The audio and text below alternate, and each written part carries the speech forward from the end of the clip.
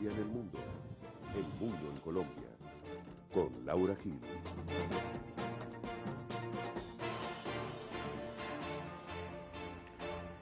Muy buenas noches, bienvenidos a Hashtag Internacional, un programa de la Franja de Análisis de Canal Capital. Estamos hoy en el centro, El Cubo, el Centro Recreativo y Empresarial de Colsubsidio. Nuestro tema para el día de hoy es la crisis política en Paraguay. Nuestro hashtag para la noche, numeral, Golpe Paraguay. Pueden seguirnos en nuestra cuenta de Twitter, #hashtag INTL, o pueden escribirnos a nuestro correo electrónico, comunicarse con nosotros por medio de nuestra página de Facebook o también por nuestra página web. Tendremos un programa muy interesante esta noche. Que sus ejecutores tengan presente la gravedad de sus hechos.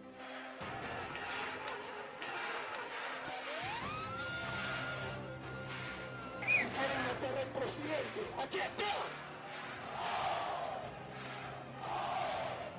Tomar posesión del poder soberano que tiene una democracia.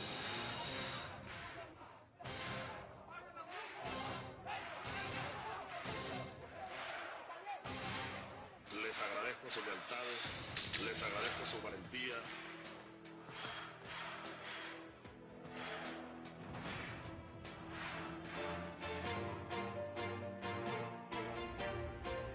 Bueno, estoy acompañada aquí de varias personas que les voy a presentar. A mi derecha, Diego Cardona, un peso pesado del análisis en temas latinoamericanos. Diego Cardona fue viceministro de Relaciones Exteriores en la Cancillería de Rodrigo Pardo. Es doctor en Relaciones Internacionales, Latinoamérica es su tema de especialización y además fue un alto funcionario de la Comunidad Andina de Naciones. Bienvenido, Diego, un gusto tenerte aquí. Gracias, Laura, igualmente, un placer. Alberto Ruano. Alberto es profesor universitario, dicta clases en la Universidad Javeriana y en la Universidad Jorge Tadeo Lozano. Y Alberto es argentino, Alberto es sureño como yo y como yo también nacionalizado colombiano, ¿verdad, Alberto? Exactamente. Bienvenido a Hashtag, Alberto. Bueno, gracias. Gracias, Laura. Mauricio es internacionalista de la Universidad del Rosario y esta semana escribió un interesantísimo artículo sobre el tema paraguayo en el tiempo. Bienvenido, Sí. Mauricio. Gracias por la invitación y buenas noches a todos. Y en el set está también Alejandro Díaz. Alejandro es estudiante de la Facultad de Relaciones Internacionales de la Jorge Tadeo Lozano. Alejandro, además de estar preparándose para ser internacionalista, es también un gran tuitero. Buenas noches, Alejandro. Hola, Laura, ¿cómo estás? Alejandro está aquí porque desde Hashtag queremos acercarnos con los participantes en las redes sociales y en especial con nuestros seguidores en Twitter. Tendremos de ahora en adelante tuiteros diferentes en el set que van a participar y contarnos qué está pasando en las redes. Un gusto, Alejandro, iniciar contigo esta nueva actividad en Hashtag. No, créeme que el gusto es para mí, un placer estar aquí entre todos ustedes y pues nada, muchas gracias por la invitación. Bueno, entonces, ¿les parece si para entrar en materia vemos una primera nota que preparamos para ustedes? Se declara culpable.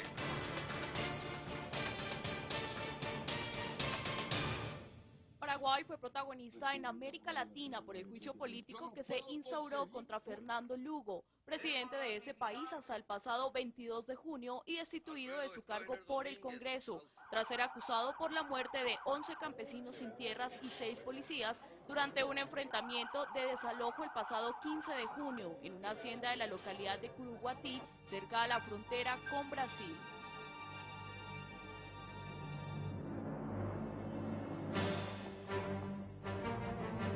De los 43 senadores, 39 votaron a favor de la destitución del presidente Fernando Lugo. 4 votaron en contra por considerar el juicio político como un acto en contra de la Constitución y la democracia paraguaya.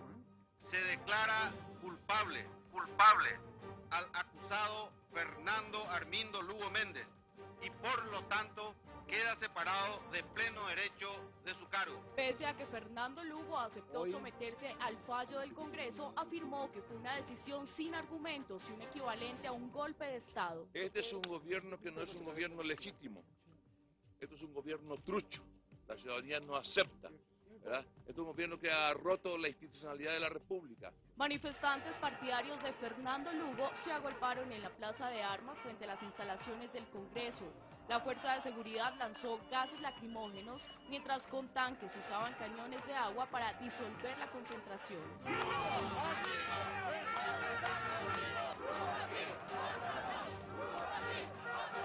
El ahora presidente encargado de Paraguay, Federico Franco, aseguró que la decisión por parte del Congreso no responde a un golpe de Estado en Paraguay y por el contrario espera generar un acercamiento con la comunidad internacional. Ratifico y me reafirmo en que acá no hay golpe, no hay quiebre institucional, se hizo absolutamente de acuerdo a un respeto irrestricto a la Constitución y las leyes. Vamos a tomar contacto con los países vecinos en su debido momento y estoy absolutamente seguro que van a comprender la situación del Paraguay. Asimismo, Federico Franco empezó este lunes 25 de junio por organizar su gabinete ministerial en un acto juramentado. Juran o prometen ante Dios y la patria desempeñar con fidelidad. Pese a esto, las reacciones no se hicieron esperar por parte de algunos mandatarios de América Latina. Venezuela, Ecuador, Argentina, Chile y Colombia no reconocen al actual gobierno. El Estado venezolano no reconoce a ese írrito e ilegal e ilegítimo gobierno que se instaló en Asunción.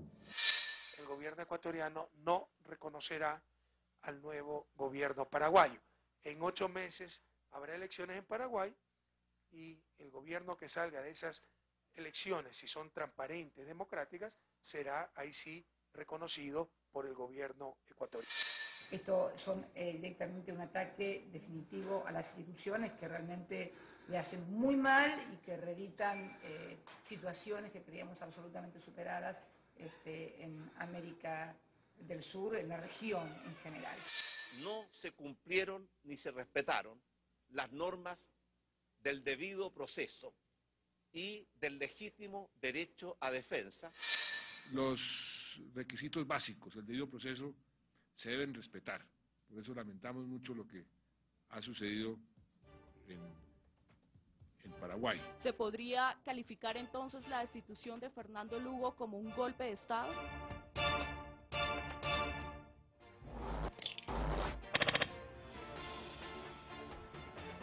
Bueno, ya hemos visto lo que pasó esta semana, la destitución del presidente Lugo el 22 de junio. ¿Por qué no hablamos, para empezar, Alberto, por qué no nos cuenta usted cuáles fueron los antecedentes de la crisis? ¿Qué es lo que llevó a este juicio político del presidente Lugo? Sí, yo creo que hay que comprender que las condiciones como ascendió Lugo, ¿no es cierto?, en el año 2008 al poder fueron muy particulares, ¿no es cierto?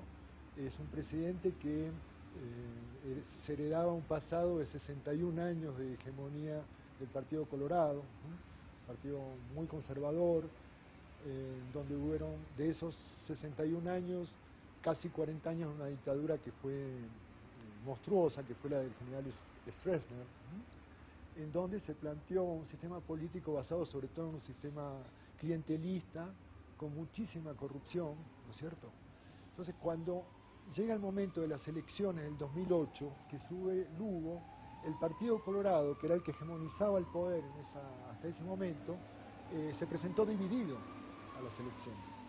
Entonces Lugo forma una alianza con sectores de la democracia cristiana paraguaya, que la democracia cristiana en Paraguay, a diferencia de la democracia cristiana en Chile, es un partido ligado a los sectores de izquierda, y un nuevo movimiento que había surgido en los años, como en el 2006, que era el movimiento Teco-Joja, que en guaraní quiere decir vida solidaria, y que está formado sobre todo por indígenas, campesinos desplazados, sin tierra, que se le llama ya el movimiento de los sin tierra, pero para vencer en las elecciones tuvo que formar una alianza, que fue un poco una alianza contra natura, que fue con un partido, que es el partido justamente de Federico Franco, que es el partido liberal, radical, auténtico, que mantiene posiciones, pero fue una alianza del tipo de decir, bueno, formamos gobierno y el porcentaje de votos que obtengamos, ¿no es cierto?, por nuestro partido va a ser tal número de ministerios, y fue un reparto de ese tipo. Entonces, esta alianza, o sea, podríamos decir que es esta alianza contra natura, Diego, que crea un poco el caldo de cultivo para lo que va a suceder después. Sí y no, porque si uno observa el resultado de la votación, primero en la Cámara de Diputados y luego en el Senado, se da cuenta que hay algo muy curioso, y es que todo funciona como si no hubiera habido seguidores del presidente Lugo defendiendo sus posiciones. Es decir, estamos hablando de una mayoría de 95% en el Senado y 88 o 86% en la Cámara de Diputados, lo cual quiere decir que esto no obedece a la política de uno o dos partidos en medio de los 5 o 6 principales, sino que algo pasó en el proceso final que hizo que incluso seguidores y personas muy cercanas al presidente Lugo lo abandonaran al momento de llevar este tema al Congreso. Pero eso, digamos, el abandono, el aislamiento político del presidente Lugo en la última etapa, ¿fue una cosa reciente o ya se venía previendo? Porque al parecer realmente tenía respaldo de solo 5 congresistas, ¿verdad? Tiene su explicación, Laura, porque decíamos que en las presidenciales se presenta el Partido Colorado dividido, pero en las legislativas no sucede lo mismo.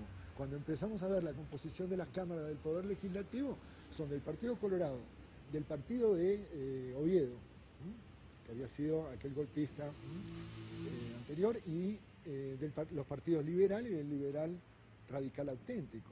Entonces la representación, si uno dice, bueno, en Suecia no hay ningún problema, el Parlamento sueco representa muy bien los diferentes sectores de la ciudadanía, pero en Paraguay no es la misma situación.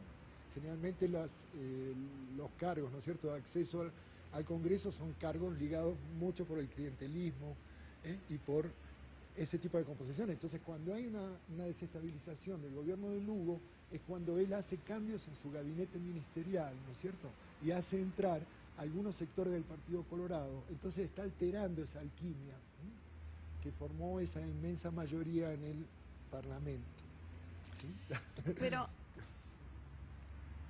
el intento del Frente Guazú, que digamos es una alianza de los partidos de izquierda, de tratar de adoptar en el Congreso una vez más la reelección presidencial. O sea, vemos que también Paraguay cayó en esta tendencia que estamos viendo en América Latina, de buscar reelecciones o de prolongar los periodos. ¿Eso puede haber tenido algo que ver en la crisis que finalmente llega a su punto máximo con la confrontación entre campesinos y policías? Yo creo que sin duda es un hecho que tiene correlación, pero no creo que sea como la causa final si tocara encontrar un concepto de ese tipo. Yo lo que creo es que desde el comienzo, como se ha venido diciendo, hay un error craso de Lugo y tiene que ver con la escogencia de su vicepresidente un poco para sobrevivir políticamente y llegar al poder. Digamos, esto no es nuevo en América Latina, digamos que la necesidad de establecer coaliciones en regímenes presidenciales es altísima en algunos estados, como en un momento dado ocurrió con Ecuador, que también llegó a tener un Congreso muy fuerte, Bolivia, que en un momento dado era el Congreso quien decidía en la segunda vuelta, y en este momento pasa lo mismo con Paraguay. Yo no creo que la causa haya sido como tal un intento de reelección por parte de Lugo. Creo que una crisis se venía arrastrando cuando Lugo modifica el gabinete, eso altera un poco el equilibrio del poder del que habla Alberto, especialmente para el Partido Liberal Auténtico Radical, y es en ese momento cuando una cohabitación muy frágil, pues hombre, queda, o más bien, queda suspendida, queda en el vacío y se vuelve totalmente inviable. ¿Les parece, digamos, si hablamos de lo que finalmente es la gran pregunta para todos? ¿Hubo un juicio político o hubo un golpe de Estado parlamentario? Porque quizás lo que debemos aclarar para todos nuestros televidentes, nuestros seguidores, es que la Constitución paraguaya permite el juicio por mal desempeño, ¿verdad? Lo cual uno podría decir qué enorme vaguedad en la redacción de esta Constitución, y uno podría decir, bueno, arrancamos desde ahí con una dificultad. Pero nosotros como actores externos, ¿cómo hacemos para evaluar si fue un juicio político o fue un golpe parlamentario? O sea, ¿qué elementos tenemos? Bueno, pues yo pensaría que hay que diferenciar dos cosas, que en Paraguay no se ha diferenciado hasta el momento. Una cosa es la legalidad, digámoslo así, y digamos el Congreso está amparado en el artículo 225 para instituir a Lugo, y otra cosa es la legitimidad, que es lo que me parece que no ha calado en la comunidad latinoamericana, que esa es la que hasta ahora ha reaccionado. Entonces digamos que la pregunta tiene como dos aristas. Si nos preguntamos si es legal, probablemente la respuesta sea sí. Ahora, en una democracia, cuando hay Estado de Derecho, cuando hay contrapesos, es imprescindible que la legalidad vaya acompañada de la legitimidad, algo que por lo menos en esta institución me parece a mí que no está presente. Alejandro, te veo asintiendo. ¿Es esa, digamos, esta diferencia entre legalidad y legitimidad una de las preocupaciones de los tuiteros en este momento? Sí, evidentemente aquí casualmente Cristian Chacón nos dice que el golpe de Estado de Paraguay tiene dos razones: el oportunismo político y la búsqueda de restauración bipartidista. Entonces, pues nosotros podemos analizar que en la Constitución paraguaya, en el artículo 225, se establece pues la destitución de los presidentes, y si nos vamos a los términos de la legalidad, fue completamente legal el procedimiento que se hizo, pero eso dista mucho de la legitimidad que se haya dado. Pero puede ser legal algo que no respeta el debido proceso, porque plantear la cuestión en términos de legalidad, legitimidad, yo entiendo, es decir, bueno, puede haber sido legal, pero es ilegítimo. Pero Diego, ¿puede haber legalidad en la destitución de un presidente si no se le respetó el debido proceso? A ver, yo creo que hay dos elementos que valdría la pena diferenciar, fuera de la legalidad y la legitimidad. Uno es, ¿cuál es el procedimiento previsto? El procedimiento previsto en la Constitución, uno puede decir en principio que se puede haber respetado, el problema no es ese. ¿Por qué? Porque estaba prevista la causal, esa causal obviamente es subjetiva, depende del Congreso, es inevitable. Estaba previsto que en caso de que eso funcionara, sería el vicepresidente quien asumiría, y así fue como sucedió. La causal fue la causal aducida, es la que está prevista en la Constitución. Entonces, hasta ahí uno podría decir que sí, que se habría respetado la legalidad. Sin embargo, hay un tema de fondo, que parece un tema de forma, pero que es un tema de fondo, y es que en los procedimientos, así no lo diga la Constitución, hay unas conquistas de la historia más occidental, de la cual todos nos preciamos en materia de derechos humanos, que implican un respeto por el debido proceso y el derecho a la defensa, que no es solamente el derecho a defenderse 5 minutos o 2 horas, sino que es el derecho a ejercer la defensa en los procesos que se inicien contra un acusado, de manera, digamos, que garantice plenamente el ejercicio de ese derecho. Y eso es lo que parece no haberse respetado en el caso de Paraguay. Es decir, el procedimiento constitucional se dio. Uno diría hasta ahí que es completamente legal. Entonces no podría hablarse de un golpe de Estado en ese sentido, sino más bien de un juicio político. Yo creo que se trata de eso, pero ese juicio político no respetó ni el debido proceso ni el legítimo derecho de la defensa del acusado, no porque no se lo haya dado, sino porque le recortó la posibilidad de hacerlo.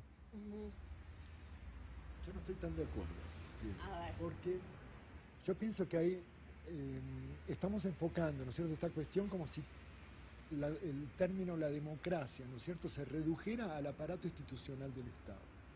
Y yo creo que hay una dimensión que es muy importante para contemplar eso. Tal vez no hubo un quebrantamiento de las instituciones legales, ¿no es cierto?, de las instituciones del Estado, pero hay un principio democrático que es fundamental, que es el principio de la decisión mayoritaria.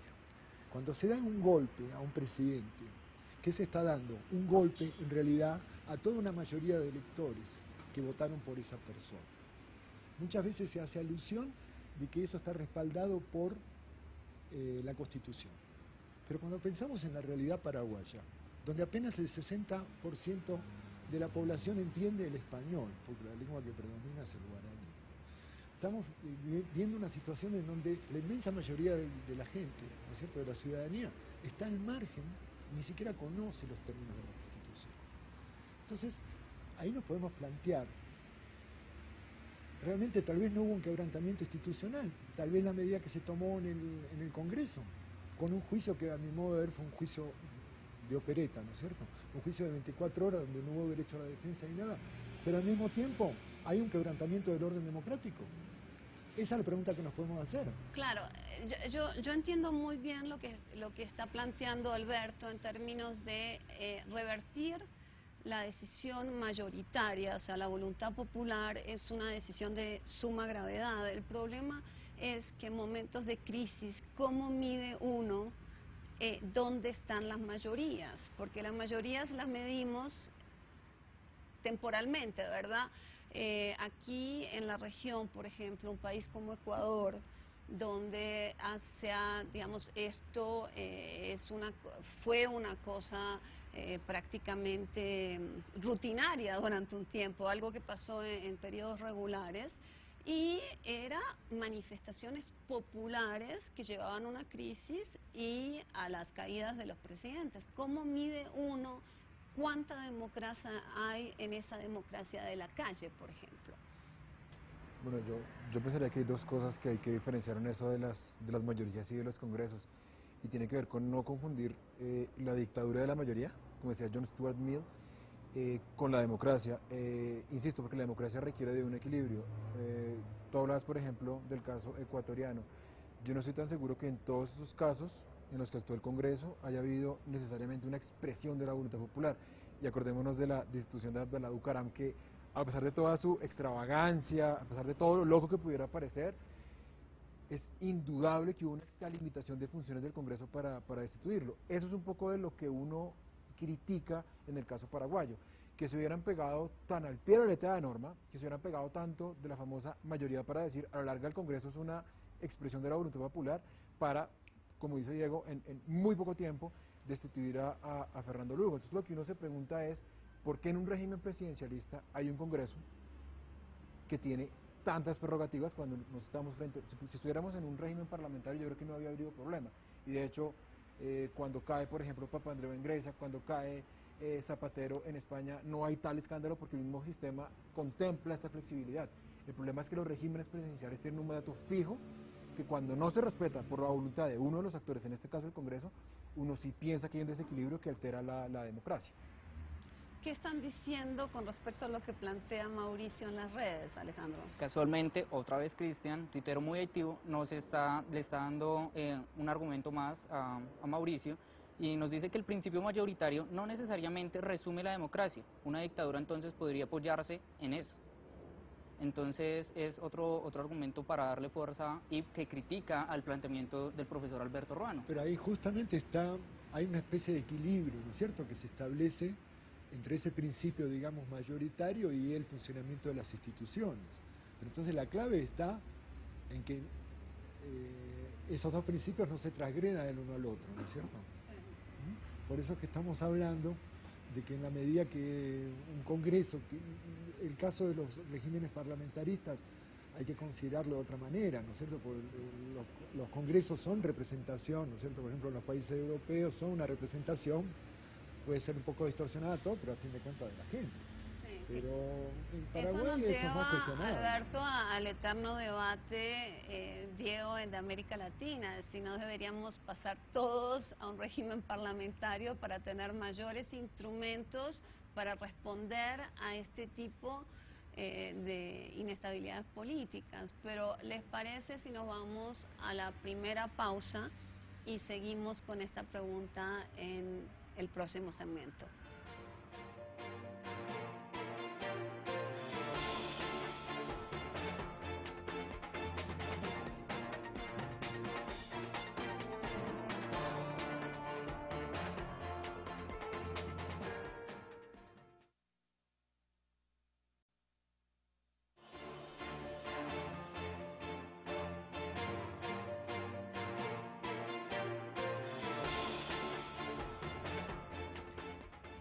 estamos en hashtag internacional discutiendo desde el Centro Recreativo y Empresarial de Colsubsidio del Cubo el tema de la crisis política en Paraguay. Nos habíamos quedado con el planteamiento sobre presidencialismo versus parlamentarismo, o sea, regímenes presidenciales versus regímenes parlamentarios. Y mi pregunta para Diego era, esta crisis en Paraguay, estas crisis que comienzan, son tan recurrentes en América Latina, son manifestaciones de que los presidencialismos latinoamericanos en general están en crisis? Mira, a diferencia de lo que dice la mayor parte de los analistas de ciencia política de América Latina, yo creo que ese no es el problema. Cuando uno observa lo que pasó con la Tercera República Francesa, que era régimen parlamentario, tuvo más o menos 18 crisis en 2 décadas, y en Francia. Entonces, no es que cambiando un sistema, digamos, presidencialista por un sistema de primeros ministros y de responsabilidad parlamentaria, ya se solucionen los grandes temas latinoamericanos. Estaríamos todavía en esas soluciones de tipo formal. Yo creo que ese no es el problema. El problema ahora es más bien ver qué es lo que va a pasar, qué pasa con las cláusulas democráticas, cuál va a ser la salida del tema paraguayo. Lo otro es una discusión académica importante, pero en el largo plazo, y tiene tanto de, digamos, de largo como de ancho. Hay tantos elementos a favor como en contra, y se nos puede convertir en una discusión interminable que no sería lo que tenemos que abordar hoy día frente al tema paraguayo. Diego, usted lo ha planteado, el tema de las cláusulas democráticas, ¿son la salida o no son la salida? ¿Están agravando el problema o están resolviendo el problema? Les propongo que veamos la segunda nota que preparamos para ustedes.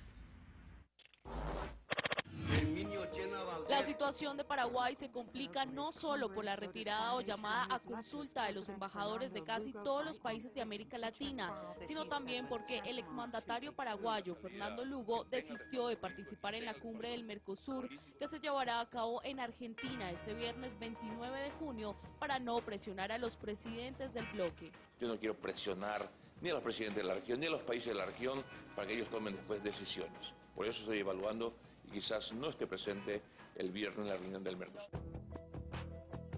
A la cumbre del Mercosur, a la cual asistirán los países miembros Argentina, Brasil y Uruguay, también fueron invitados Chile, Bolivia, Venezuela, Perú, Ecuador y Colombia. Por su parte, los países miembros de la UNASUR decidieron delegar por anticipado la presidencia del organismo en Perú, que había sido entregada a Paraguay recientemente. En la cumbre extraordinaria que se llevó a cabo en Mendoza, Argentina, hoy jueves 28 de junio, el organismo analizó la crisis política en Paraguay por la destitución de Fernando Lugo. El secretario general de UNASUR aseguró que Paraguay no cumplió con el debido proceso democrático. Los cancilleres consideran que las acciones en curso podrían ser comprendidas en los artículos 1, 5 y 6 del protocolo adicional del Tratado Constitutivo de la UNASUR sobre compromiso con la democracia, configurando una amenaza de ruptura al orden democrático al no respetar el debido proceso. En 2010, la UNASUR decidió incluir una cláusula democrática que permite el cierre de fronteras, la adopción de sanciones económicas y hasta la suspensión. La Carta Democrática Interamericana y el Protocolo de Ushuaia sobre compromiso democrático de Mercosur también permiten la suspensión de la OEA y del bloque comercial si se da una interrupción democrática.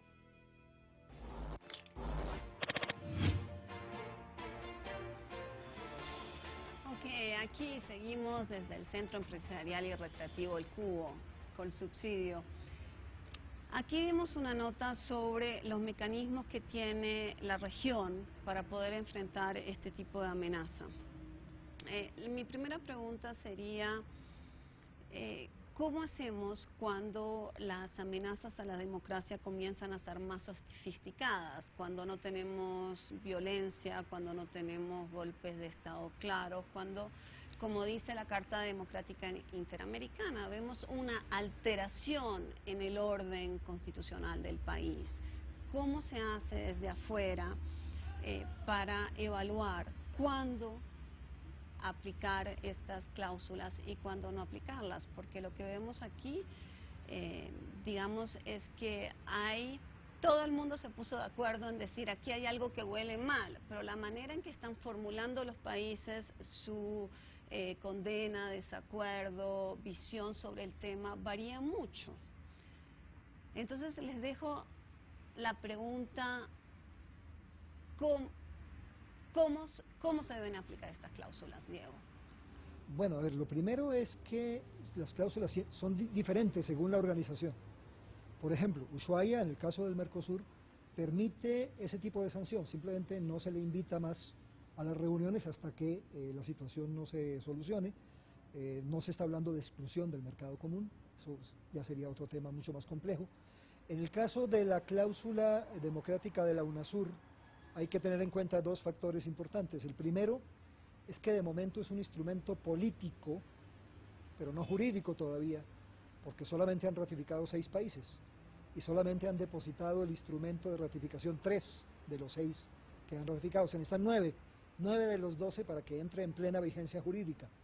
Pero es evidente que la voluntad de los jefes de Estado y la voluntad de los países al negociar y al firmar la carta, digamos el protocolo adicional, hace que él tenga sin duda alguna una validez política. Es decir, no es oponible, no es demandable, no hay una jurisdicción en el caso de la UNASUR, pero hay toda la voluntad política del mundo, lo cual quiere decir que en la práctica sí se puede aplicar. Pero sí hay voluntad política o no hay voluntad política, porque hoy se dio la reunión en Mercosur y la decisión de Mercosur, que sí tiene un instrumento que permite hasta sanciones, se excluye a Paraguay, pero no habrá sanciones económicas. Entonces, ¿dónde está la voluntad política realmente de los países? ¿Estamos solamente en que nos quedamos en el discurso o no? Bueno, yo, digamos, para retomar un poco lo que plantea Diego, que me parece interesante, y para retomar también tu pregunta de qué hacer cuando hay una alteración, que es como la principal amenaza para los regímenes democráticos hoy en día, yo creo que hay que ver los antecedentes, ¿sí? Porque depende de que se actúe de la voluntad de los estados, no depende tanto de la efectividad legal de esos mecanismos porque son ambiguos, es decir, el derecho internacional casi que por naturaleza no es vinculante. Entonces si uno revisa, por ejemplo... Estás respondiendo un poco a la pregunta de por qué aquí sí y por qué allá sí, no. O sea, porque legalmente, en teoría, legalmente digamos, no muchas hay situaciones y es realmente la voluntad política lo que enfatizaba Diego. Está planteado en la resolución 1080, está planteado en el protocolo de Washington, está planteado en la Carta Interamericana Democrática. No obstante, si miramos los antecedentes, cuando se ha intervenido es porque los estados han querido. Pensemos en cuando ha habido quiebres, por ejemplo, del orden constitucional y ha habido un restablecimiento. 91 en Haití, Raúl Cedras contra Jean-Bertrand Aristide, se activan los mecanismos porque Estados Unidos quiere. En el 92, autogolpe en Perú, Fujimori, no pasa absolutamente nada porque el único país que rompe relaciones es Venezuela. En el 93, Jorge Serrano Elías en Guatemala, sí hubo una reacción porque los estados, digamos, había tal flagrancia del ataque en contra del orden democrático que se actuó y se restableció el orden democrático. Lo complicado me parece a mí es cuando no existe una voluntad política suficiente como para actuar, que es lo que estamos viviendo en este momento en Paraguay, lo que se vivió en su momento en Honduras y hasta cierto punto lo que se alcanzó a vivir en Venezuela en el 2002. Hay un consenso internacional, o más bien regional, como tú dices, de que hay algo que no es legal o que hay algo que no es legítimo. El problema es que institucionalmente esos mecanismos yo creo que son inocuos y dependen en extremo de lo que quieran hacer a la larga los estados. Nosotros tuvimos la oportunidad de hablar con el embajador Andrés González, el representante colombiano ante la OEA, y nos contó qué fue lo que pasó en el Consejo Permanente. Yo quería invitarlos a ver lo que nos dijo para plantearles una pregunta. La pregunta es ¿cuán complementarias y cuán excluyentes son las diferentes cláusulas democráticas en la región? Entonces, quiero ver lo que nos dijo Andrés González en esta primera segmento de la entrevista que hicimos con él, porque queremos discutir ¿Qué fue lo que pasó en la OEA? ¿Por qué a veces la OEA puede actuar o no? ¿Por qué a veces los países acuden más rápidamente a UNASUR que a otro lado? ¿Cuál es el rol de Mercosur? ¿Les parece si vemos lo de Andrés González en este momento? La organización se ha reunido a través de su Consejo Permanente, ha acordado que se ponga en curso una misión que ha de recabar información en las horas, en los días que siguen, y con base en esa información vendrán las valoraciones y las acciones pertinentes. Cabe señalar que durante la última reunión de la OEA, la mayoría de países expresaron su preocupación, su condena, su rechazo, cada uno dentro de su perspectiva y según la política de cada país respecto a la ausencia de un debido proceso. Les quería mostrar esto porque mi pregunta es la siguiente. Los países del ALBA han sido acérrimos enemigos de la Carta Democrática, ¿verdad, Diego?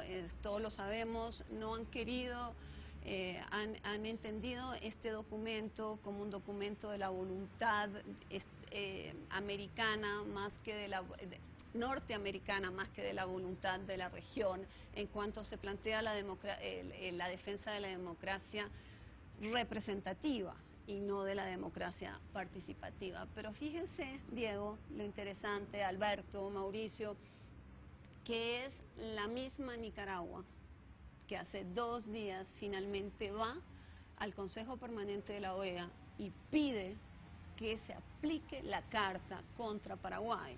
Y eso es muy interesante porque durante varios días fueron los países del ALBA que quisieron evitar que el caso se manejara en el seno del Consejo Permanente. Querían acción Mercosur y UNASUR. ¿Qué está pasando? Si puedo, hay yo creo una primera diferencia que hay que mirar y es el tema de los tiempos y procedimientos. Los tiempos y los procedimientos de la OEA son más o menos prolongados, a veces muy prolongados. Mientras la OEA investiga, toma toda la información, realiza todos los debates, pasan meses y a veces pueden pasar años incluso. Cuando se redactó el protocolo adicional del Tratado Constitutivo de la UNASUR, lo que pensaron los cancilleres y luego lo ratificaron los presidentes era que era necesario actuar de manera más o menos inmediata, 48, 72 horas, no más, luego de las crisis. Entonces ya hay una diferencia y por eso explica por qué fue la UNASUR la que pudo evitar la guerra civil en Bolivia en su momento, por qué fue la UNASUR la que pudo hacer algo muy importante frente a una situación que ya iba en un rumbo de colisión entre Colombia y Venezuela, por ejemplo, y por qué de alguna manera en UNASUR se movió algo extra UNASUR, que fue la regulación de algunos de los elementos, digamos, que causaban problemas en el caso de Honduras. Eso no pasó por la OEA. En la OEA todavía, después de varios años, deben estar investigando qué es lo que está pasando. Entonces, ahí hay una diferencia de tiempos que es muy grande. En la UNASUR intervienen directamente cancilleres y presidentes. En el caso de la OEA, uno ve que los primeros debates se hacen a nivel de embajadores, que son los representantes permanentes dentro de la OEA. Lo que sucede es que, claro, una vez en movimiento, el mecanismo de la OEA puede ser eficaz o puede no serlo. Hay una diferencia en los tiempos que yo creo que es muy importante. Y hay una diferencia fundamental también desde el punto de vista conceptual. Y es que en la OEA estamos hablando de qué pasa con los derechos políticos y civiles y qué pasa con los derechos económicos y sociales. Y estamos definiendo la democracia más o menos por esas vías. En el caso de la cláusula de la UNASUR no se hace ninguna consideración sobre ese tema, sino simplemente qué se hace frente a alteraciones de la vida democrática o del orden institucional. Entonces hay dos grandes diferencias que nos permiten ubicar un poco el escenario. Pero esto, Alberto, significa que se ha salvado la Carta Democrática, porque la Carta Democrática estaba en coma, la Carta Democrática Interamericana, y estuvo en coma justamente por los ataques de lo que sería el bloque ideológico de izquierda. Y fíjense ustedes lo interesante, las veces que la carta se ha aplicado justamente ha sido en casos donde ha sido para defender a muchos de estos gobiernos. ¿Se salvó la carta? ¿Cómo lo veo? Yo creo que la carta en sí está, ¿no es cierto? Pero cuando consideramos el nivel de homogeneidad que tiene la OEA, por ejemplo, para que llegue a tener políticas efectivas, y el nivel de homogeneidad que tiene, cómo está estructurado la UNASUR, o más aún Mercosur, comprendemos que para la OEA no es fácil, ¿no es cierto?, tomar determinaciones que tengan algún tipo de impacto real, ¿no es cierto? Y creo que los sucesos de Paraguay nos remiten de alguna manera a algunos antecedentes que se han dado, como el caso de Honduras, ¿no es cierto?, la salida de Manuel Zelaya del gobierno, que fue también, ¿cómo lo definimos? Es un golpe de Estado de nuevo tipo, un golpe de Estado no militar, sino institucional, a través de la Corte Suprema. Nos volvemos a presentar una situación de alguna manera un poco similar también cuando fue los episodios con Correa. Y ahora mismo con Bolivia, ¿no es cierto?, se está hablando también de un golpe militar, de un golpe de Estado civil, ¿no es cierto?, a partir de las instituciones del Estado.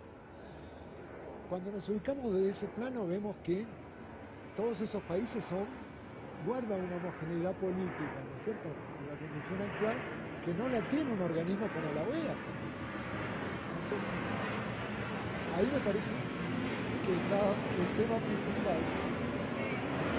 Aquí está pasando un avión por encima de nosotros, nos disculpamos, pero no nos escuchamos entre nosotros mismos. Ya pasó. Que la situación, las medidas que puede tomar UNASUR, ¿no es cierto?, pueden tener un impacto mucho más inmediato de las que puede tomar la OEA. Hablemos entonces ahora de países individuales y les propongo que veamos lo que nos dijo el embajador González sobre la posición de Colombia. Hablemos de eso, hablemos de la posición de Brasil. Veamos al embajador González. En primer lugar, se ha deplorado, se ha condenado de forma precisa la ausencia de un debido proceso y al mismo tiempo se ha precisado que las determinaciones y conclusiones se darán luego en que se reúna y se discuta a instancias de UNASUR y de Mercosur las distintas opciones, los distintos caminos, pero en todo caso, como señala el comunicado de la Cancillería y las expresiones de nuestro presidente, en ninguna medida ha de ser en perjuicio del hermano pueblo de Paraguay. Aquí Alejandro nos está diciendo que un ciudadano paraguayo está opinando. Queremos escuchar lo que nos dice Alejandro. ¿Qué nos está contando? Bueno, Freddy Ariel Duarte nos dice que nosotros los paraguayos consideramos que UNASUR, por ejemplo, son nada más que simple corporativismo ideológico. De hecho, estaba muy acorde con la discusión que teníamos en el momento. No lo alcanzamos a leer, pero pues, bueno, un buen tweet de nuestro compañero. Pero es interesante y encaja en la discusión en la medida de que Colombia ha hecho un planteamiento y ha hecho el planteamiento de anticipar elecciones.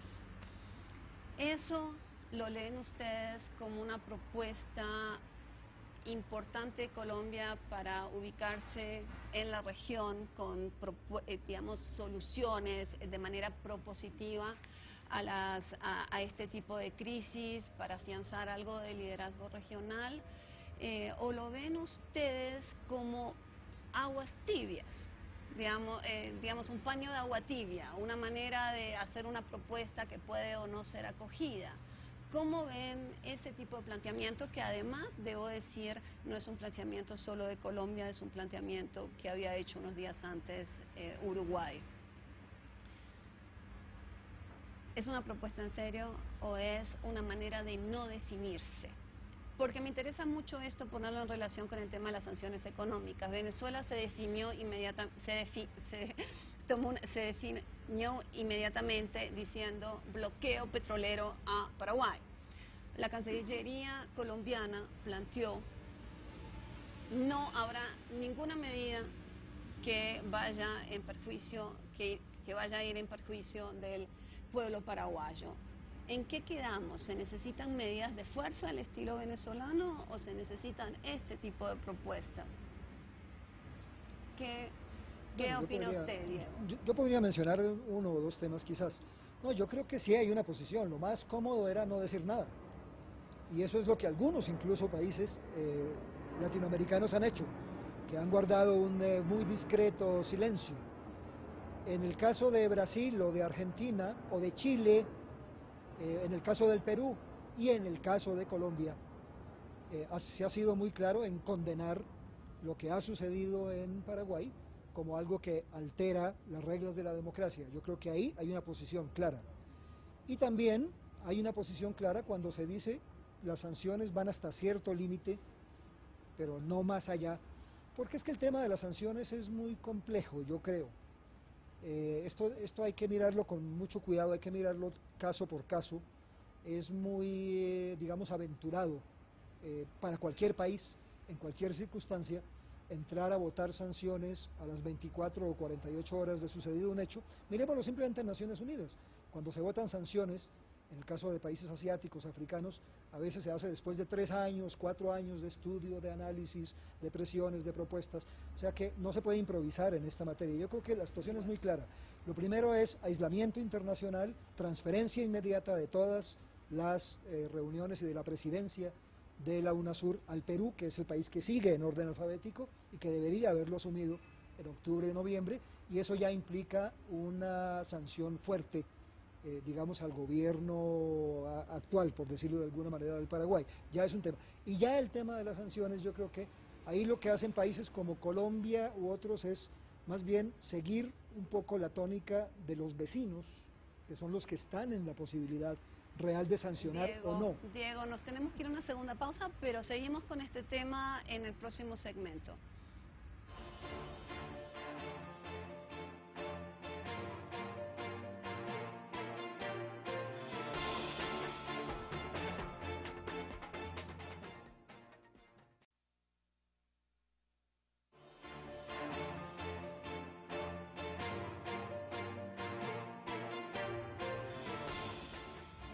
Nos habíamos quedado hablando de la conveniencia o no conveniencia de sanciones económicas. Queríamos mostrarle una gráfica que habíamos preparado para discutir un poco algo que parece sin sentido.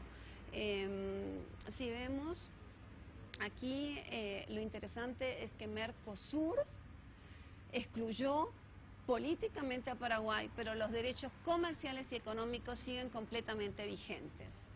Lo que tienen en pantalla es la represa hidroeléctrica más grande del mundo, la generadora más grande del mundo. Es un proyecto binacional Brasil-Paraguay. Mauricio, ahí tiene las cifras, ¿no? 17% de la energía brasilera viene de Itaipú. ¿Eso podría explicar por qué hay tanta resistencia a sancionar a Paraguay económicamente? Yo creo que hay como 3 razones que explican eso. En primer lugar, obviamente una sensibilidad brasilera a lo que pasa con la economía paraguaya. En segundo lugar, yo creo que una prudencia para no mandar un mensaje equivocado, y es de no castigar, digamos, a los más, en este caso, a quienes no tienen nada que ver con el golpe, que es la población paraguaya, e incurrir más bien en una contradicción. Esos estados, por ejemplo, que se han manifestado en contra del supuesto golpe, como lo han tildado, todos sin excepción han condenado, por ejemplo, el embargo económico de Estados Unidos a Cuba. Entonces, digamos que sancionar económicamente a Paraguay me parece que sería una contradicción. Y en tercer lugar, me parece que Brasil, con esta idea de proyectarse como potencia regional y como potencia global, obviamente busca una aproximación de la política exterior que lo distancie un poco de lo que tradicionalmente ha hecho Estados Unidos, que es básicamente, cuando no está de acuerdo con lo que pasa en la política interna de un Estado, sanciona unilateralmente. Entonces, digamos que para mí esas serían como las 3 razones que explican la postura brasileña. Una pregunta rápida. ¿Ustedes creen que Paraguay es uno de los 2 países que no tiene salida al mar en América del Sur? el tema, el hecho de que no tenga salida al mar agrava todavía más la situación porque depende de sus vecinos para poder tener relaciones comerciales. Sí, y sobre el tema de las represas, ¿no es cierto?, hidroeléctricas, hay una situación de un desequilibrio muy fuerte entre los integrantes del Mercosur. Se calcula que, por ejemplo, por la represa de Itaipú debería recibir en el orden comercial unos 4.000 millones de dólares anuales, ¿no es cierto?, Paraguay, y estaba recibiendo 400 millones de dólares anuales. Es decir, una de las propuestas de Lugo era justamente equilibrar, ¿no es cierto?, esos desequilibrios, esas asimetrías que se dan comercialmente en el seno del Mercosur. Entonces, ¿qué sucede? Se da una dependencia muy fuerte, ¿no es cierto?, a esos ingresos, de esas represas, y una dependencia muy fuerte de la economía y la política paraguaya a lo que haga Brasil y a lo que hagan Argentina. ¿Sí? Hashtag Internacional viene haciendo el esfuerzo de escuchar a los jóvenes universitarios. Queremos saber qué opinan. Los invito, fuimos esta semana, estamos visitando, les cuento, diferentes universidades de la capital y esta semana estuvimos en la Universidad Nacional. Les invito a ver lo que nos dijeron. Para el Partido Liberal es la gran oportunidad de poder retomar el poder después de 61 años de no tenerlo, y lo hace con el vicepresidente actual, que hace parte de la colectividad liberal. La clase política tradicional utilizó, digamos, esta artimaña, por decirlo así, constitucional para tumbar un régimen legítimo. Es una crisis que en general se ha dado en todos los países de América Latina, que conviene mencionar. Ha sido precisamente por quien controla la tierra. En Paraguay el 20% de la tierra está concentrada en unas pocas familias.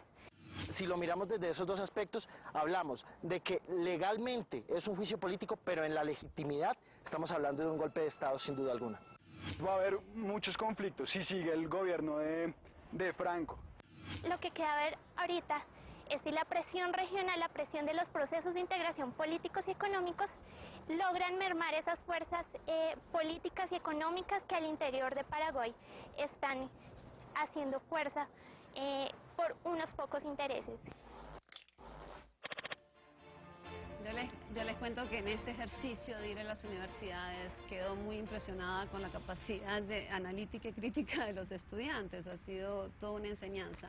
Nos hemos quedado sin tiempo, entonces les hago una última pregunta a cada uno, por favor, de manera muy breve para cerrar el programa. ¿Qué va a pasar? ¿Esto se quedó así o...? Empecemos con usted, Diego. No, yo creo que lo fundamental es que el gobierno de transición, llamémoslo así, vendría únicamente hasta el proceso electoral. Ese proceso electoral debería adelantarse en la medida de lo posible para darle una solución a este problema. De todas maneras, lo que sí es claro es que Paraguay ya perdió la presidencia de la UNASUR, porque la UNASUR no puede paralizarse simplemente por este hecho, y la presidencia de todos los consejos, el presidencial, el de cancilleres, todos, más los consejos sectoriales, pasa automáticamente al Perú. Yo creo que esa es la salida. Alberto. A mí me parece que hay una preocupación generalizada sobre el tema de el quebrantamiento de los órdenes democráticos, ¿no es cierto?, en los diferentes países, a los cuales los países que son integrantes de Mercosur son particularmente sensibles, ¿no es cierto? No olvidemos que Brasil, Argentina, Uruguay han vivido procesos, ¿no es cierto?, de dictaduras militares muy fuertes, y yo creo que va a pasar un poco, lo que pueda suceder aquí en el futuro va a depender mucho de la decisión política que tome Brasil y Argentina sobre todo. Mauricio, ¿qué cree usted? Bueno, yo pues coincido, yo creo que la polarización va a ser aún más profunda en el continente, pero me parece que hay un hecho para resaltar en el mediano plazo, y es que se van a seguir defendiendo los valores democráticos, por lo menos en América del Sur. Bueno, les agradezco a todos, muchísimas gracias Alejandro por acompañarnos. Nosotros hemos llegado al fin de este debate sobre la crisis política en Paraguay. Los invitamos a seguir viendo la franja de análisis de Canal Capital y a reencontrarse con nosotros el próximo jueves a las 8:30 con otro tema de Colombia en el mundo y el mundo en Colombia. Seguimos haciendo televisión más humana para ustedes. Muy buenas noches.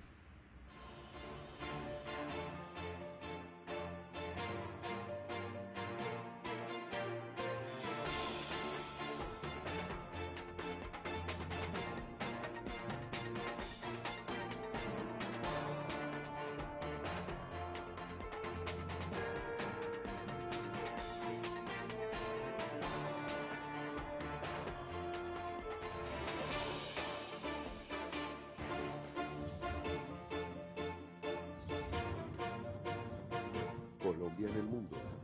El mundo en Colombia. Con Laura Gil.